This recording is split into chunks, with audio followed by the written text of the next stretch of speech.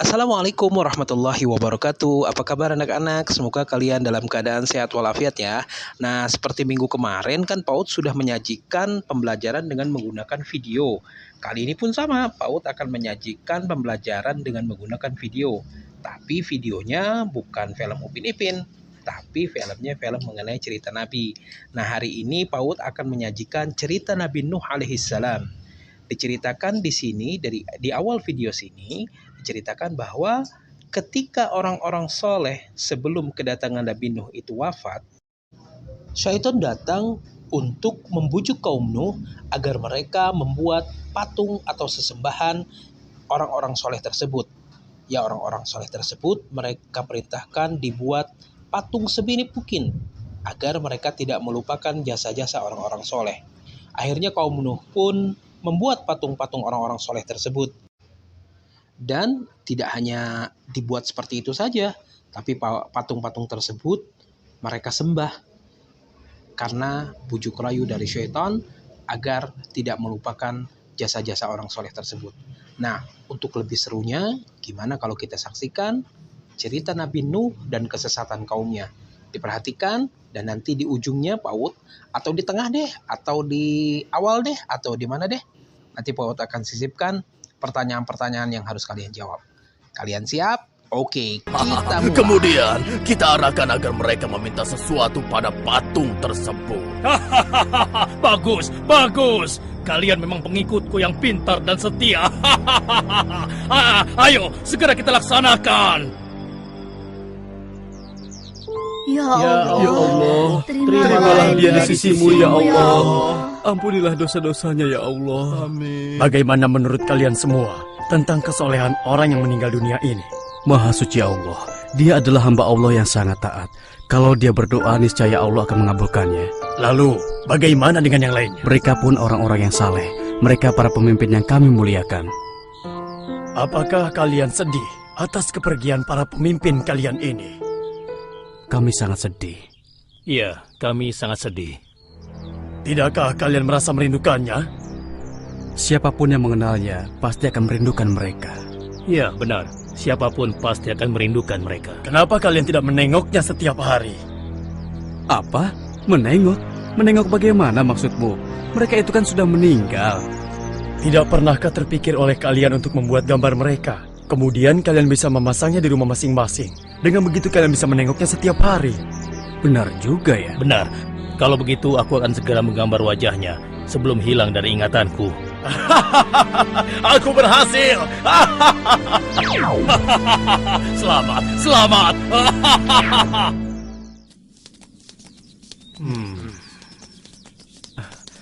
Wahai orang yang saleh, berilah aku rezeki, berilah aku kekayaan, berilah aku kekuatan. Sedang apa kau? Dia itu kan orang yang saleh. Aku sedang minta bantuan padanya. Meminta bantuan? Bukankah dia sudah meninggal? Apa dia masih bisa membantu kita? Aku yakin bisa, karena dia kan orang yang saleh. Dia pasti bisa menyampaikan doaku kepada Allah. Aku yakin itu bukan hal yang mustahil. Oh, begitu ya. Kalau begitu aku ingin minta bantuan juga. Bahkan agar bisa sempurna, aku akan membuat patungnya. Dengan begitu, aku bisa menengok dan meminta kepadanya setiap saat. Iya, ide yang bagus. Aku pesan juga ya. Dan inilah yang terjadi. Lambat laun, kaum Nuh menyembah patung yang mereka anggap patung itu adalah penjelmaan dari orang-orang soleh yang dulu mereka kagumi. Tapi mereka salah langkah. Mereka malah menyembah patung. Dan inilah tipu daya syaitan yang sangat-sangat menyesatkan manusia. Adalah patung Suwa, Yagut, Yaud, dan Nasr. Aku seorang hartawan, hartaku banyak. Karenanya jika kalian ingin kaya seperti aku, janganlah sekali-kali kalian meninggalkannya. Mereka akan memberi kalian harta yang banyak. Akhirnya, mereka menjadikan patung tersebut sebagai berhala. Mereka meminta dan berharap kepada patung tersebut. Penyembahan ini akhirnya berlangsung turun-temurun. Makin hari, orang dan patung yang disembah pun semakin banyak. Ya Allah, keterlaluan mereka. Allah lah yang menciptakan dan memberikan mereka rezeki. Mengapa mereka menyembah dan meminta pada patung yang mereka buat sendiri. Nuh bersedih atas apa yang telah dilakukan kaumnya. Kemudian Allah mengutus Nuh untuk memberi peringatan kepada kaumnya sebelum datang azab yang pedih. Wahai Sang pemberi rizki, berilah kami rizki yang banyak. Turunkanlah hujan untuk kami. Wahai saudara-saudaraku, mengapa kalian menyembah dan meminta kepada patung? Bagaimana mungkin kalian menyembah dan meminta kepada sesuatu yang dibuat oleh tangan kalian sendiri? Yang kami lakukan adalah apa yang dilakukan orang tua kami. Kami tidak ada urusan denganmu, wahai Nuh.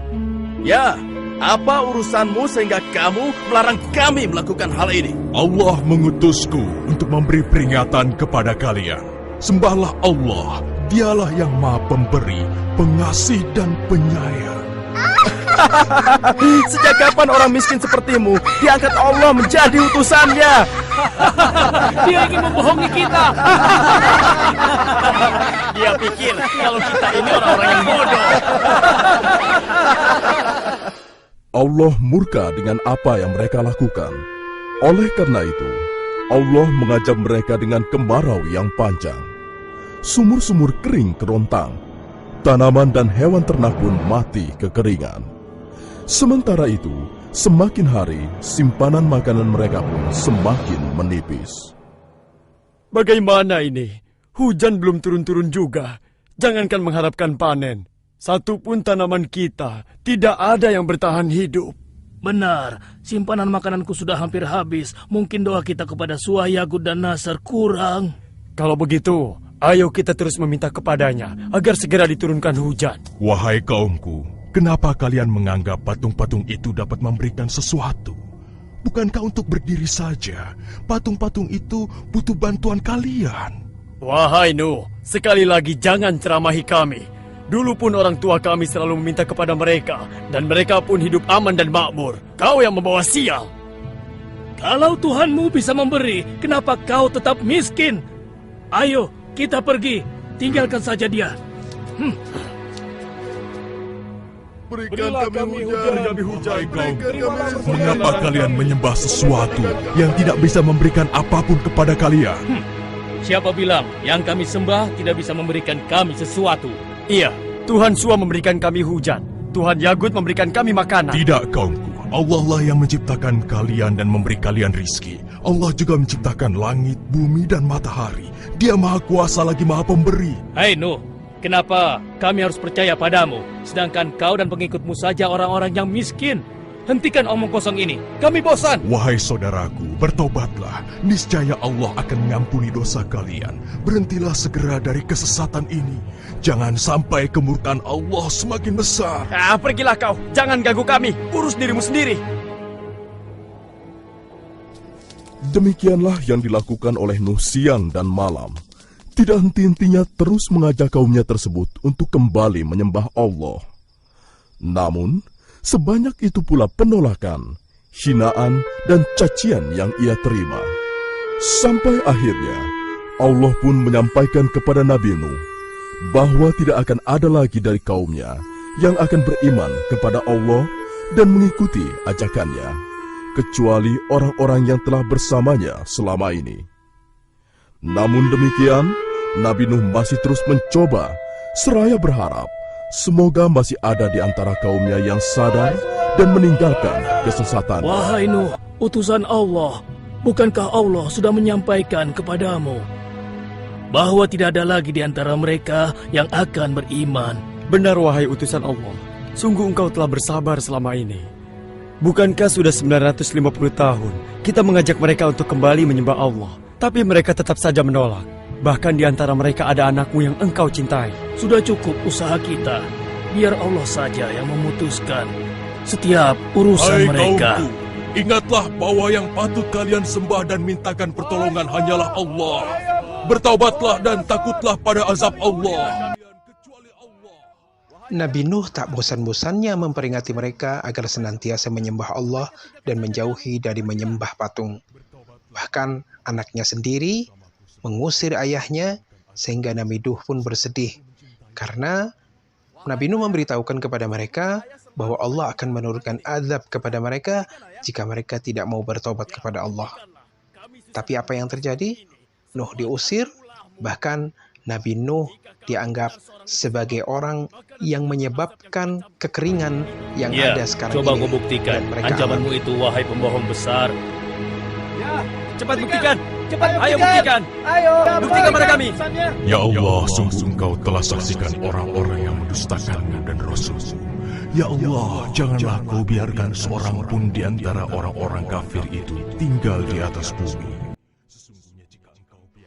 Akhirnya Nabi Nuh alaihissalam berdoa kepada Allah agar membinasakan orang-orang yang menentang dakwahnya. Nabi Nuh dengan penuh kesedihan meminta kepada Allah agar tidak menyisakan orang-orang yang menentang dakwahnya. Karena jika Allah menyisakan mereka, mereka akan menyesatkan orang-orang sesudah mereka nantinya. Oleh karena itu Nabi Nuh berdoa kepada Allah agar mereka dibinasakan dan dihilangkan di muka bumi ini tanpa sisa sedikit. Sebatas inilah kemampuanku, ya Allah. Aku kembalikan segala urusan ini padamu. Kemudian Nabi Nuh alaihissalam mengumpulkan kaumnya dan mengabarkan kepada mereka bahwa Allah akan segera menurunkan azab kepada kaum kafirin yang menentang dakwah Nabi Nuh. Dan Nabi Nuh memerintahkan kepada kaumnya agar segera membuat bahtera atau membuat perahu yang begitu besar yang bisa menampung semua pengikut Nabi Nuh, juga hewan-hewan dan yang lainnya. Azab apakah yang akan diberikan oleh Allah kepada kaum Nabi Nuh alaihissalam ini? Ya, betul. Akan Allah turunkan banjir yang begitu besar yang tidak akan menyisakan mereka sedikit pun di muka bumi ini. Namun, yang terjadi sebaliknya. Anggapan orang-orang kafir bahwa Nabi Nuh membuat bahtera di tengah lapangan luas adalah merupakan tindakan bodoh, sehingga mereka menertawakan dan menganggap Nabi Nuh dan kaumnya sudah gila. Hei, lihat! Apa yang sedang diperbuat Nuh? Hah? Ada-ada saja dia. Hei, Nuh! Apa ini? Sejak kapan kau menjadi tukang kayu? Hah? Bukankah kami sudah menyarankan agar kau tidak bergaul dengan orang-orang yang hina? Ini akibatnya. Tingkah lakumu semakin hari semakin aneh saja. Mereka mengolok-ngolok Nabi Nuh alaihissalam.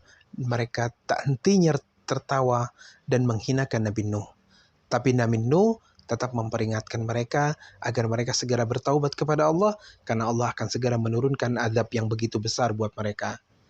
Dan seketika itu pula mereka menganggap Nuh seperti orang gila dan menganggap Nuh sudah tidak waras lagi. Dan akhirnya Nuh pun meninggalkan mereka, dan Nuh menyampaikan kepada kaum pengikutnya, yaitu orang-orang yang beriman kepada Allah, agar segera naik ke kapal dan untuk mengangkut semua kebutuhan yang mereka butuhkan, karena Allah sudah akan menurunkan azabnya.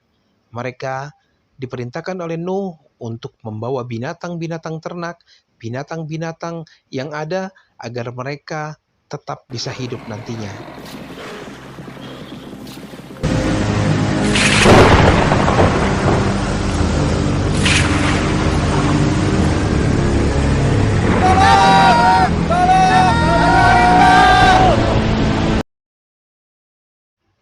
Azab itu pun datang. Seketika hujan besar, badai, dan gelombang yang begitu besar menghancurkan patung-patung dan menghancurkan seisi kota.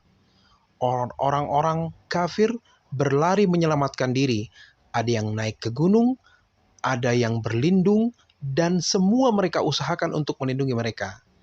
Namun, mereka tidak berhasil. Bahkan, Allah menenggelamkan mereka dan menghabiskan mereka semuanya. Dan pengikut Nabi Nuh yang berada di dalam perahunya tadi selamat, dan Allah berikan penghidupan yang lebih baik lagi. Sedangkan orang-orang kafir yang menentang dakwah Nabi Nuh hanyut dan mati tenggelam oleh dahsyatnya azab yang Allah berikan. Dan yang membuat Nabi Nuh sangat sedih, salah seorang anaknya yang bernama Kan'an, ketika Nabi Nuh ajak untuk bersama Nabi Nuh naik ke perahu, mereka malah menghina Nabi Nuh, menghina ayahnya sendiri, dan sombong bahwa mereka bisa menyelamatkan diri.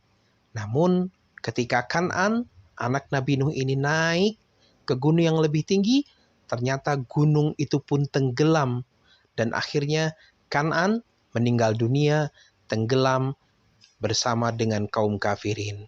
Nah, begitulah cerita Nabi Nuh, dan mudah-mudahan semua ini dapat memberikan berkah kepada kita, dapat memberikan peringatan kepada kita bahwa segala sesuatu harus sesuai dengan apa yang Allah ajarkan. Sebesar apapun ibadah yang kita lakukan, kalau tidak sesuai dengan syariat yang Allah berikan, maka tidak akan pernah mendapatkan hasil atau pahala yang luar biasa dari Allah Subhanahu wa Ta'ala. Anak-anak semua, ini juga sebagai peringatan kepada kita bahwa kita harus nurut sama orang tua. Kalau orang tua menyatakan atau memberikan perintah kepada kamu atas satu kebaikan, maka laksanakanlah. Jangan banyak menentang. Karena menentang orang tua adalah salah satu dosa besar yang paling Allah murkai. Waliyadzubillah. Nah, kalian kerjakan tugasnya dan Pak tunggu laporan hasil tugasnya. Ya, wabillahi taufiq wal hidayah. Wassalamualaikum warahmatullahi wabarakatuh.